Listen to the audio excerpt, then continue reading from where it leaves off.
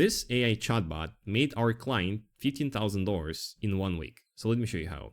They own a software that is generating resumes for people with AI and have a pretty standard pipeline for these type of the tools. When client visits the website, aka the visitor, and then input his details into the resume generator, then he wants to download the resume, usually in the PDF.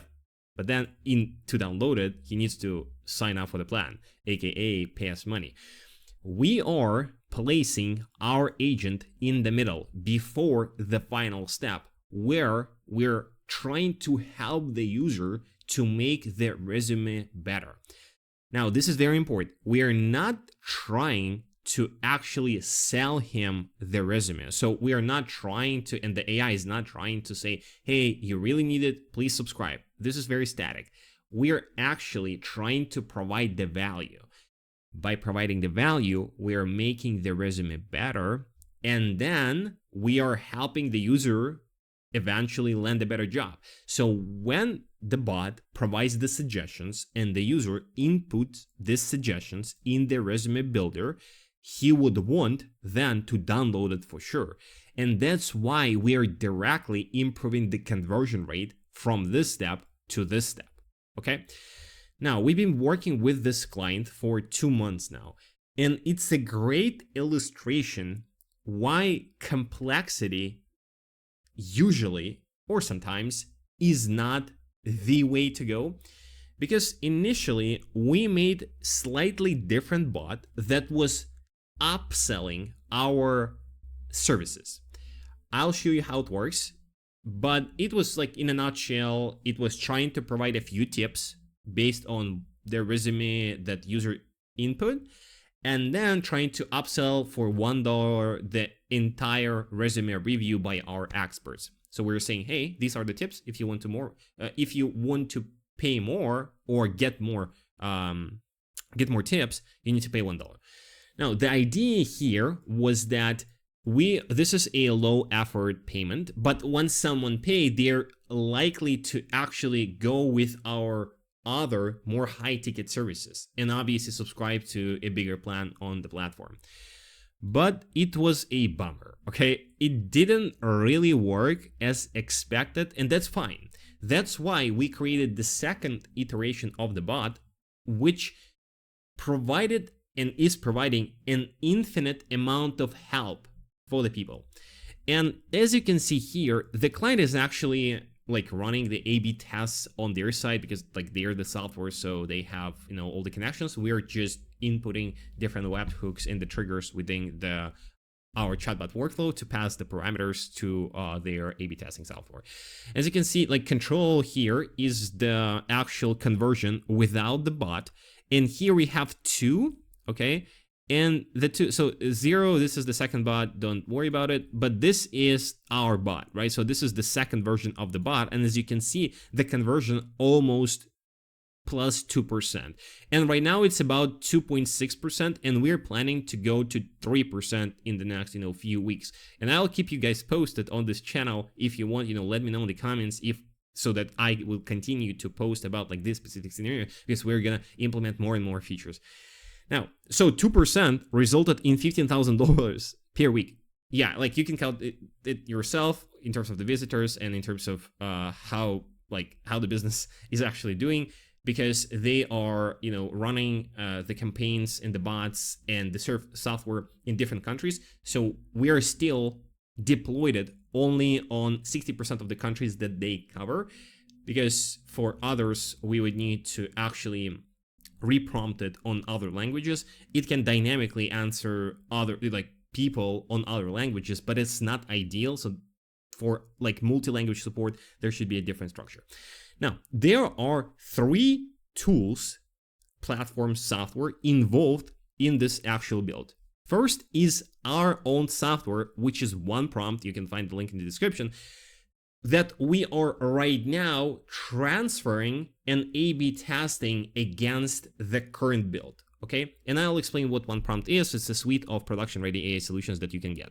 Now, the actual bot is built on Voiceflow. And this is the old bot, right? And this is the new one. I might blur some information out, so keep that in mind. Sorry, I need to keep it private. And then we have the ChatDash, and the ChatDash is the front end to deploy the actual bot. And if you go to the ChatDash for the 7 days or the 30 days, you will see that we had 3.6 thousand conversations, but it's not 30 days because this actual bot was deployed only about 2 weeks ago. And we were like running a different instance on one prompt. So so it's about 2 weeks. And this is the most important metric that you guys need to understand. Like, this is the amount of conversations, but this is the amount of messages. See the difference? What it tells you? It tells you that people are talking to the bot. It's not like a one sentence thing like, hey, X, Y, and Z, X, done. Now, people wanting to get the help. And that's why I was like saying that this is one of the best chatbot specific case studies for us, and I do want to continue making videos about it. Now, so let's first go into the Voiceflow, then we'll go into the one prompt, and then we'll go to the ChatDash. So in the Voiceflow, we have a pretty straightforward build, even though it might look scary. Yeah, by the way, let's actually go through the conversation so that you see how everything is doing. So let's go here somewhere. Now, okay, as you can see, some conversations are crazy long, so this is not. Okay, so now, as you can see, it's saying, hey Mike, I'm Mike, I'm your friendly resume expert. I noticed you few mistakes, and I can provide you the free tips to improve it. This is what is happening on this stage, right? So the user inputted the information. And obviously you probably have a question, so how do we know if it's a separate software? How do we know what information user input? This is the actual website. Again, I will blur all information out. So if you create my CV with AI and you go through the steps, you create the template, you input all the details, at the end, the bot will pops up. It's not probably gonna pop up here just because we're like testing in different countries, and still it's even in these countries, it's not showing in 100% of the cases. Anyways, so you get the idea. And when the user fills out the information, we are on the backend, like the software, our client is created a temporary storage for us, and we're accessing this temporary storage through the APIs and retrieving all information that the user input. And now we're saying yes, and it said, hey, these are the free tips. And now we are saying, hey, see impossible but it's burst, what do you want? Yes. I know that you might say, hey Eugene, like this doesn't look human. It's if you my subscriber, if you watch the previous videos, especially like the WhatsApp or SMS ones or the Instagram ones, or where we are like actually human, where we are trying to mimic human behavior, you'll understand that we hate the big messages, right? So we are replying with a few messages and trying to actually act like a human. This is not the case. And this is what we understood from the testing, is that people don't care. They understand that it's AI. Like, we could technically do the like input lag here. Like, we could, do the we can technically do the delay for like 1 minute and picture that like it's gonna be written by a human, remove all the emojis, then remove the bold text. But we tested it like very quickly for a few days, and it didn't really work because people don't care in this specific scenario. Usually people do. And again, that's why we are there to test different things. And that's why that's where the difference is between like the tool that you're getting within your business and the actual agency that can help you out. So now these are, and like, as you can see, it's continued to talking to the person. So let's actually try to find, okay. Jesus. Yeah, this is sometimes I like, wow, like, that's crazy conversations. Okay, so yes, yes, please. If you think it's better, rephrase it. Yes, please. Yes, please. Yes, please.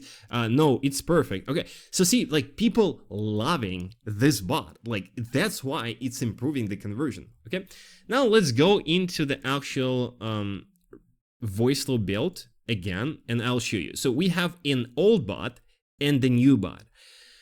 They're the same. So I'll explain the difference. Okay, here we are setting the persona, right, for the bot, right? So who is he? And we are like trying to provide as much information as we can. Now, again, so sorry, I will not open the modules. I have separate videos for the Voiceflow just to not leak any information.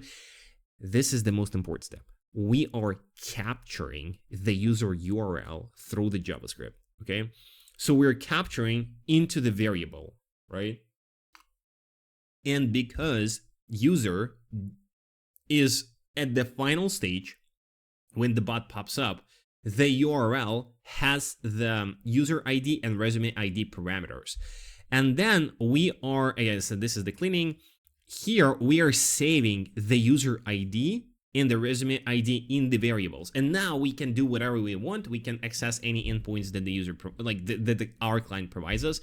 So this is the greeting, which is standard. Now here we are sending the webhook request as a send for the tracking, because they are like A/B testing also with how many conversations has been started, so how many people landed into the page, how many open the chat window, and how many send the first message.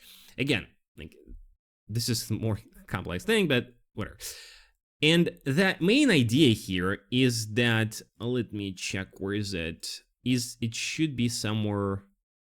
We're sending it to JavaScript. Okay, now I'm confused myself. Yeah, here, sorry. So get the full resume data. So first we sending the webhook as the post request just for the tracking purposes.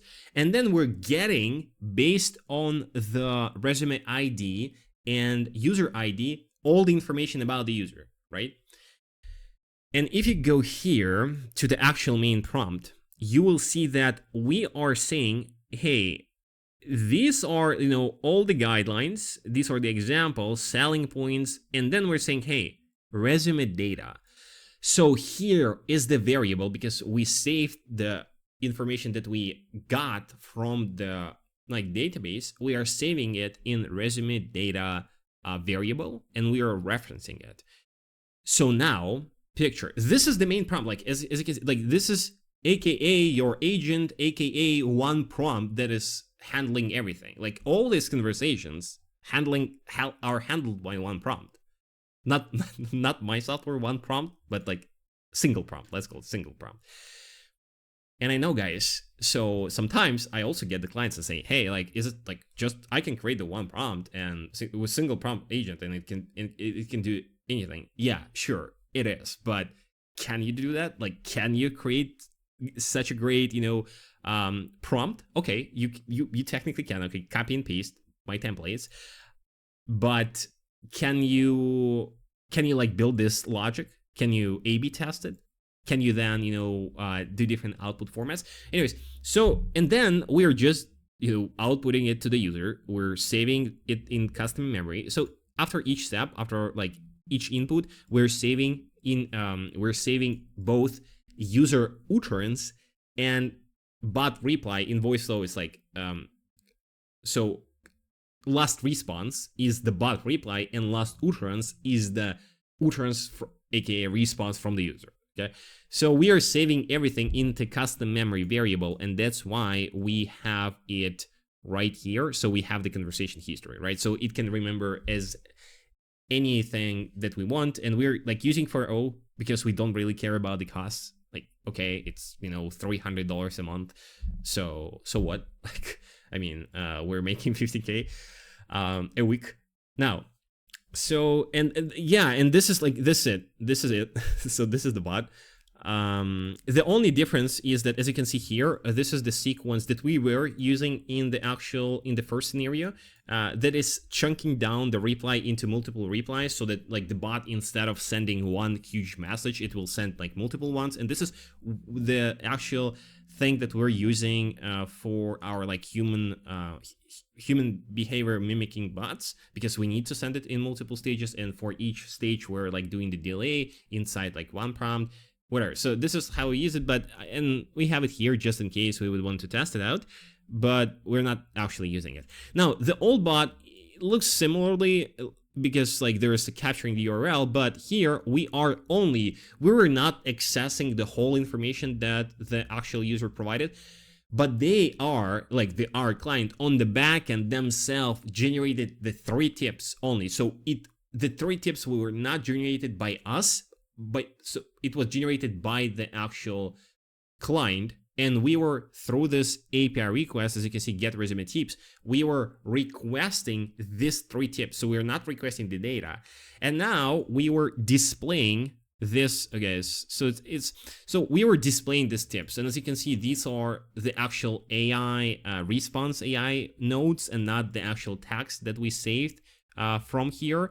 Because we got the tips, we saved them, each tip in separate variable, but we're not displaying them because they were not perfect. So we decided, okay, so let AI rewrite already written tips by the client, right? Anyways, so it was like providing 3 tips and then like chunking down the output. And then when we have the intent, so when the user, so we have the, where is it? It's probably, okay, yeah, here, sorry.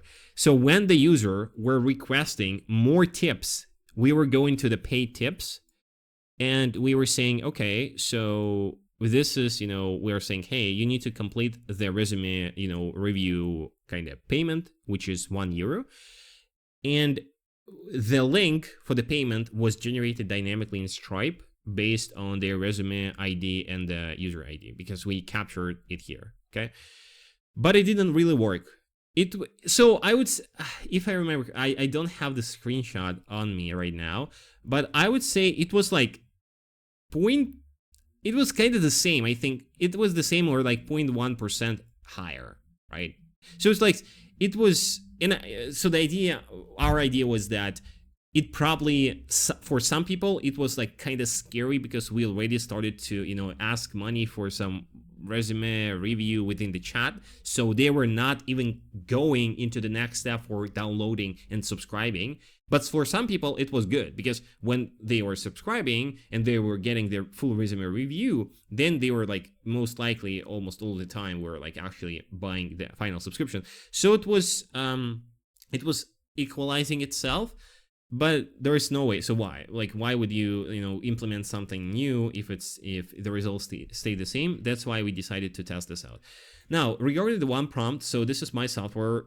It's a suite of production-ready solutions. Again, you can check the link in the description. So if you are, looking to start like selling or implementing something within the AI space into your business, this is the best way for you to get into the space, because these are the things that we're actually using. And as you can see here, we have the omnichannel agent, which is built on top of the Voiceflow of the scenarios that are like looking very similarly, but they are like capturing all the responses from different channels. Then they're like sending it through the API request with multiple messages. We're capturing multiple messages. Anyways, so what I was saying is that we have the chat widget here within the one prompt. And for those of you who are, tech savvy, you see that it's essentially high level. So we are white labeling high level with all of our pre-built things. So when you get our license, you have it included. So you don't need to have like separate subscription. You have it included and you have all the solutions.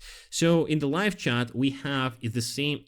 So we're like deploying this live chat, and we deployed it to some of the countries right now, I would say in 2 or 3. And this actual build is deployed on like probably like 20 countries right now.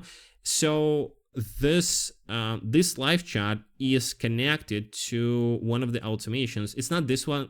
We have like a separate account for the client, just giving you an idea. So we have the receive DMs, and in this specific scenario, you receive the DMs, as you can see, in different channels. So we have like Instagram, SMS, whatever, WhatsApp, any channel. And like here, we have just the live chat. So we're verifying that this is the live chat. Then we're chunking down the reply. So we're like saving everything into one utterance and yeah, and whatever. So there are a lot of the automations, they're already built in. And somewhere in the send reply, we are sending the reply. So we are like getting the response from our Voiceflow agent. And then splitting them into multiple replies, and this is where we are actually testing sending multiple messages. Anyways, so just wanted to show it to you. If you want to access to the solutions like personalized RVMs, database activation, omnichannel, inbound, prospect enrichment, engagement agent, so these are all the tools already built in. You can just plug and play them, get the license. Other than that, this is it, guys. I really do think that this is one of the best chatbots that we built. This is a really good illustration that complexity doesn't always equals success, and you need to understand your specific use case. There are 3 stages of AI implementation. The first is that when you're asking yourself, can AI do certain things? Second, when you're asking, okay, if AI can do the thing, do we really want AI to handle this process? And then the third thing is that, okay, so we want AI to handle this process and it can do that. And for the most part, right now, everything is in the middle where we know that technically AI can do that, right? So technically AI can, so great example of the content generation, for example, is a lot of the people are preaching, yeah, automated content generation machines and stuff.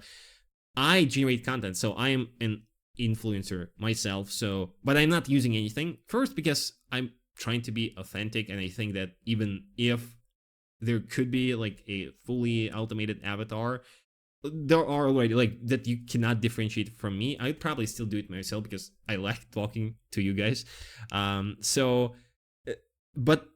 right now, technically it can. Technically, I already can do the YouTube video, and there could be an AI avatar. Obviously, there are a lot of the guys that are already using it for the short form content, and it looks great.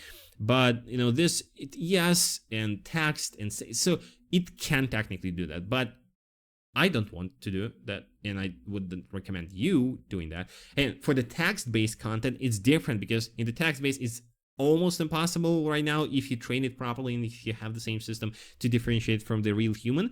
But only if you train it properly. So only if you have something that you train the AI on to put on the background. And the same things applies to, voice AI callers, or even any of these agents. So for example, if we're getting the prospect enrichment, or let's say engagement agent, because these are very similarly, they work similarly. Engagement agent is when you are getting the prospect into the pipeline, and then you're researching and enriching the prospect, and then you're engaging. So this agent can send first messages on email, SMS, WhatsApp, and then follow up if the people don't respond, and then continue the conversation. But still, I sell this. You can get the license, but I'm not saying that this is the ultimate thing if you want it. But I'm not saying that you everyone needs it, because again, sometimes if you're selling certain specific product, and if you don't have tons of leads coming to your pipeline, you might not why to use it. So because even think about my agency, Quimple. So we're working with higher tier builds. This build, right? So if you want me, by the way, talk about the actual deal structure and how much we charge this client and how the retainers and offers work, let me know in the comments. Tell me, hey Eugene, we want to see it. I will create a video at some point. But they are we work with higher tier projects, so we have a minimum budget requirement within the Quimple. So that's why, and it's even when you're trying to book the call, you can see it. So that's why I don't get a lot of the prospects coming to my pipeline, my own pipeline within Quimple. So guess what? I'm not using the engagement agent. Okay, to be complete, I am using it just as a WhatsApp first outreach, but not in full extent. Just because, even though I understand, it can work and it can mimic me. You'll not. So if you start chatting with it, you'll not understand that it's not me. But why? Because I have a few prospects. I can handle it myself. Plus, if I'm busy, there's my project managers. So see, you need to find a use case. But if you do find a use case, now you can actually think of the complexity. Do you really need the complex solutions, or you can start with something simple? Because we started with a complex one and we failed. and then we actually, develop something better that is actually working. Anyways, thanks for watching. See you in the next one. Peace.